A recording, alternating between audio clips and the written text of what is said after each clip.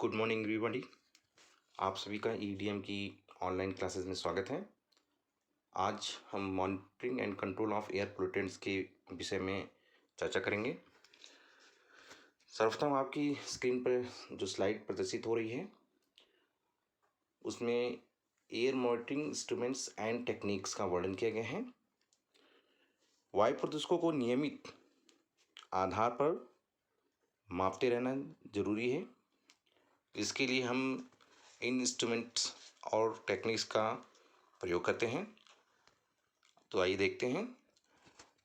Conductometric analyser जो कि sulphur dioxide को मेज़र करता है। कंटिन्यूस सल्फर डाइऑक्साइड मॉनिटर भी सल्फर डाइऑक्साइड को मॉनिटर करता है। गैस लिक्विड क्रोमेटोग्राफ जो कि carbon dioxide, nitrous oxide, nitric oxide, hydrocarbons etcetera को मेज़र करता है। ऑक्सीजन को मेज़र करने के लिए ऑटो एनालाइजर का इस्तेमाल किया जाता है। कार्बन डाइऑक्साइड, मीथेन तथा अन्य हाइड्रोकार्बन्स का इंफ्रारेड गैस एनालाइजर के द्वारा मॉनिटर किया जाता है। ऑर्गेनिक पॉल्यूटेंट्स को मॉनिटरिंग करने के लिए फ्लोरेसेंस स्पेक्ट्रोस्कोप का प्रयोग किया जाता है, जबकि स्मोक और स्मॉग को मॉनिटर करने के लिए स्मोक मीटर का हम प्रयोग करते हैं। नेक्स्ट स्लाइड में analytical methods for monitoring air pollutants. कुछ ऐसी विश्लेषणात्मक विधियां जिनके द्वारा हम वायु प्रदूषकों की मॉनिटरिंग करते हैं। इसमें सर्वप्रथम हम देखेंगे सल्फर डाइऑक्साइड की मॉनिटरिंग के लिए वेस्ट क्रीक मेथड का हम इस्तेमाल करते हैं। कार्बन मोनोऑक्साइड की मॉनिटरिंग के लिए हम NDIS method, spectrometry, infrared, flame ionisation method आदि का प्रयोग करते हैं। हाइड्रोकार्बन्स तथा ओजोन को मॉनिटरिंग करने के लिए gas chromatography, ultraviolet absorption thermistor catalyst का हम प्रयोग करते हैं। सस्पेंडेड पार्टिकुलेट्स को मॉनिटर करने के लिए gravimetry, nephelometry, piezoelectric balance method का प्रयोग किया जाता है। ट्रेस एलिमेंट्स को मॉनिटर करने के लिए atomic absorption spectroscopy, atomic emission spectroscopy और आयन सिलेक्टिव आदि विधियों का हम प्रयोग करते हैं। तो आइए सर्वप्रथम हम बारी बारी से इनका हम वर्णन कर देते हैं। First of all west creek method, जिसमें हम सल्फर डाइऑक्साइड की मॉनिटरिंग के लिए हम इसका प्रयोग करते हैं। तो आपकी स्क्रीन पर एक चित्र प्रदर्शित हो रहा है जिसमें वेन डायग्राम के माध्यम से सल्फर डाइऑक्साइड की मॉनिटरिंग कैसे की जाती है उसका वर्णन किया गया है, जिसमें हम देख सकते हैं कि वायु को एब्जॉर्बिंग रिएजेंट के साथ रिएक्शन कराते हुए मिक्स कराते हैं, उसका एक सैंपल बनाते हैं और उसको गैस लिक्विड सेपरेटर्स में हम डालते हैं, जो बेस्ड गैस को सल्फर डाइऑक्साइड से अलग कर देती है और एक सैंपल तैयार होता है। इस सैंपल को फॉर्मल्डिहाइड तथा पैरारेजोनिल हाइड्रोक्लोराइड का प्रयोग करते हुए, अर्थात उनको हम इस सल्फर डाइऑक्साइड के सैंपल में मिला देते हैं।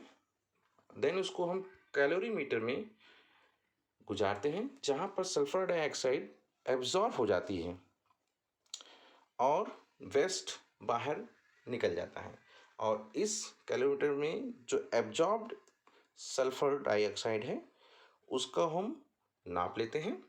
इस प्रकार हम देखते हैं कि कितनी सल्फर डाइऑक्साइड एयर में मौजूद है। नेक्स्ट स्लाइड जो आपके स्क्रीन पर प्रदर्शित हो रही है, इसमें सल्फर डाइऑक्साइड को हम किस प्रकार कलेक्ट करते हैं और उसकी सैंपलिंग किस प्रकार से की जाती है। उस वातावरण से हम सल्फर डाइऑक्साइड की सैंपलिंग के लिए एक सैंपलिंग ट्रेन का प्रयोग करते हैं, जिसमें हम आप देख सकते हैं स्क्रीन पर, यहाँ पर एयर से सल्फर डाइऑक्साइड का सैंपल बनाने के लिए एटमॉस्फेयर से एयर को एक बेट इम्पिंजर में कलेक्ट करते हैं। यहाँ पर मैं आपको बेट इम्पिंजर के विषय में थोड़ा सा बता देता हूँ। इस बेट इम्पिंजर में मर्क्यूरस क्लोराइड तथा पोटेशियम क्लोराइड का घोल होता है, जो एयर को स्क्रबिंग सॉल्यूशन के फॉर्म में एयर को उसमें लाकर पंप किया जाता है। उसके बाद मेम्ब्रेन फिल्टर के माध्यम से उसको अलग करके एयर पंप से उसको अलग कर दिया जाता है। तो ये एक टेक्निक है जिसके हम सैंपल सल्फर डाइऑक्साइड को कलेक्ट करके सैम्पलिंग का काम करते हैं और उसका प्रयोग हम बेस्ट केक मेथड में करते हैं। जैसा कि हम पूर्व में आपको बेस्ट केक मेथड बता चुके हैं, उसकी सैम्पलिंग के लिए एक सैंपल ट्रेन का चित्र है जो आपको स्क्रीन पर ये हम दिखा रहे हैं। नेक्स्ट है कंट्रोल मेजरमेंट टेक्निक्स। पर्यावरण में पार्टिकुलेट मैटर्स जो वायु प्रदूषक बहुत सारी औद्योगिक गतिविधियों के द्वारा इनका प्रभाव अधिक रहता है। इनको रोकने के लिए हमारे बहुत सारे उद्योगपति नीचे कुछ टेक्निक्स का प्रयोग करते हैं जिसके द्वारा एयर पोल्यूटेंट्स को हमारे वातावरण में जाने से रोकते हैं। तो आइए हम इन टेक्निक्स के विषय में जानें। सर्वप्रथम settling chamber, cyclone, scrubber, electrostatic precipitators, fabric filters, adsorption, catalytic combustion और इंसुलेशन। बारी बारी से हम इन सब का हिंदी में भी आपको अर्थ बता देते हैं। सेटलिंग चैम्बर जिसको हम विन्यास कोष्ठ कहते हैं, साइक्लोन जिसको हम चक्रवात कहते हैं, स्क्रबर जिसको हम मार्चक कहते हैं, इलेक्ट्रोस्टैटिक प्रेसिपिटेटर जिसको स्थिर वैद्युत अवक्षेपित्र के नाम से जाना जाता है, फैब्रिक फिल्टर कहते हैं, एब्जॉर्प्शन यानी अधिशोषण, कैटालिटिक कंबशन उत्प्रेरकी दहन और इंसिनरेशन यानी भस्मीकरण। तो आइए हम बारी बारी से उन टेक्निक्स के विषय में जान लेते हैं जो एयर प्रदूषकों को रोकने में महत्वपूर्ण भूमिका निभाते हैं। सर्वप्रथम सेटलिंग चैम्बर। सेटलिंग चैम्बर यह एयर से यानी डर्टी गैस से डस्ट पार्टिकल को अलग करने के लिए इस्तेमाल होता है, जो आपको चित्र में दिखाई पड़ रहा है। डर्टी गैस को हम एक ग्रेविटी सेटलिंग चैम्बर में गुजारते हैं जहाँ पर डस्ट होपर्स लगे होते हैं और ये डर्टी गैस को साफ करते हैं और डस्ट पार्टिकल्स को अलग कर लेते हैं। नेक्स्ट स्लाइड्स में हम देख सकते हैं साइक्लोन। साइक्लोन यानी चक्रवात जो कि फ्यूम पार्टिकल्स को जिसकी साइज 50 माइक्रोमीटर से एबव है को साफ करती है, डस्ट को निकालती है। हम देख सकते हैं यहाँ एक डस्टी एयर इनलेट हो रहा है और इसको एक शंक्वाकार सिलेंडर में हम इनलेट कराते हैं जहाँ पर एयर्स की सैकिंग होती है। एक एयर फ्लो को सैक किया जाता है। एयर फ्लो को सैक करने की गतिविधि के दौरान जो डस्ट पार्टिकल है वो अलग हो जाती हैं और क्लीन एयर वो बाहर निकल जाती है, जैसा कि आप चित्र में देख रहे हैं। नेक्स्ट स्क्रैबर्स। स्क्रैबर्स यानी वेंचुरी स्क्रैबर्स यहाँ पर wait स्क्रैबर्स is a type of scrubber by which contaminated gas can be separated from air using scrubbing liquid like water। इस चित्र में एक वेट स्क्रबर का वर्णन किया गया है जिसमें हम देख सकते हैं कंटामिनेटेड गैस को एक वेंचुरी थ्रोट के माध्यम से इन कराया जाता है और इस वेंचुरी थ्रोट में के जस्ट ऊपर एक स्क्रबिंग लिक्विड भी इंटर कराई जाती है जिसके थ्रू मैं आपको यहाँ बताना चाहता हूँ कि गैस में वेंचुरी थ्रोट के माध्यम से करीब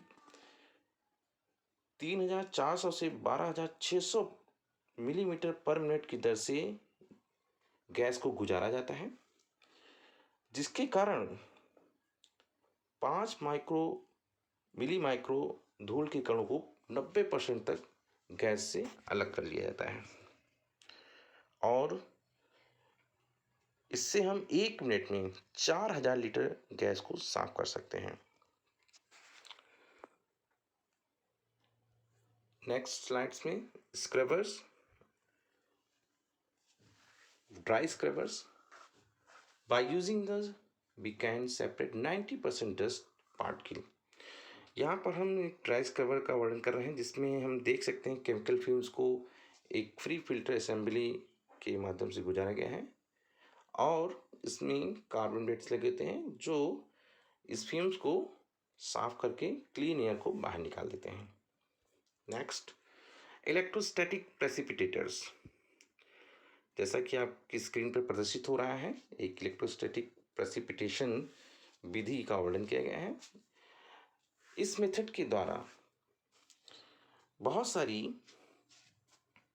गैस पार्टिकल्स को आवेशित किया जाता है, तत्पश्चात उसको इलेक्ट्रोस्टैटिक प्रेसिपिटेटर से गुजारा जाता है।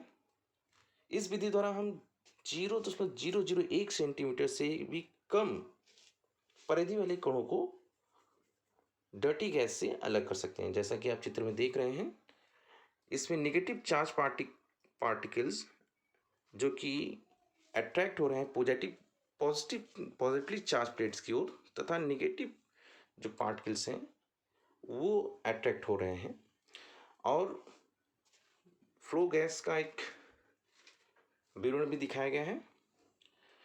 डर्टी गैस इसे पास होती हुई और क्लीन होकर बाहर निकल जाती है। जो नेगेटिव पार्टिकल्स जो कि विद्युत आवेशित कण के रूप में रहते हैं, नेगेटिव पार्टिकल्स, उनको पॉजिटिव प्लेट्स से अलग कर लिया जाता है और इस प्रकार से गैस को साफ कर लिया जाता है।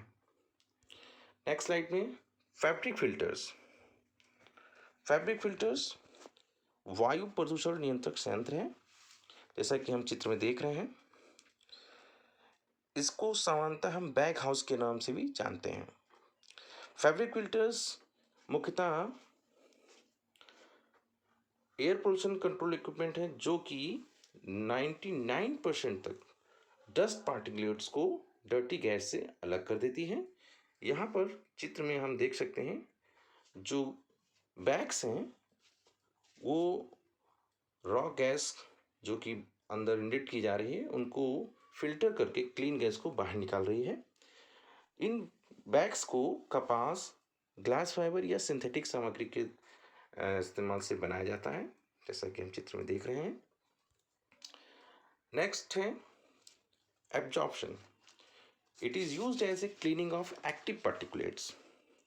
कुछ सक्रिय पदार्थ जो पॉल्यूटेंट्स के रूप में एयर में रहते हैं उनको हम कार्बन बेड्स के थ्रू साफ करते हैं। ये देख सकते हैं चित्र में कार्बन बेड्स हैं। इन कार्बन बेड्स को चारकोल भी कहते हैं। इस चारकोल यानी कार्बन बेड्स में डर्टी गैस जब गुजारी जाती है तो कुछ एक्टिव पार्टिकल्स इसकी सतह पर एब्जॉर्ब हो जाते हैं और जिनको हम अलग कर देते हैं। नेक्स्ट है catalytic combustion. This method is used for chemical change in pollutants using catalyst. आप देख सकते हैं चित्र में डर्टी एयर को एक ऐसे चैम्बर से गुजारा जाता है जहां पर कैटलिस्ट होती है और यह कैटलिस्ट प्रदूषकों को अधिशोषित या उनका रासायनिक परिवर्तन कर उनको अलग कर देती है तथा क्लीन गैस हमारी एयर में बाहर निकाल दी जाती है। इस चित्र के माध्यम से आप इसको समझ सकते हैं। नेक्स्ट है incineration. In this method the pollutant change in carbon dioxide and hydrogen gas और inert material then it clean. हम देख सकते हैं इसमें ऐसे प्रदूषकों को जला दिया जाता है। इस मेथड में इंसिनरेशन यानी भस्मीकरण, जैसे नाम से भी हम समझ सकते हैं। इसमें डर्टी गैस को एक ऐसे चैम्बर से गुजारा जाता है जिसका तापमान 1500 फ़ारेनहाइट होता है और इस टेम्परेचर पर बहुत सारे प्रदूषक जलकर कार्बन डाइऑक्साइड और हाइड्रोजन में चेंज हो जाते हैं तथा इनर्ट मटेरियल्स में बदल जाते हैं और एक साफ गैस इसके थ्रू बाहर निकलती है। इस प्रकार ये ऐसी विधियां हैं जिसके द्वारा हम उद्योगों में इनका प्रयोग करते हुए विभिन्न प्रकार के प्रदूषकों को वातावरण में जाने से रोकते हैं। इस प्रकार ये कुछ ऐसी टेक्निक्स का वर्णन जिसके द्वारा हमने आपको यह बताने का प्रयास किया कि किस प्रकार से हम वातावरण में वायु प्रदूषकों को जाने से रोकते हैं। So thank you.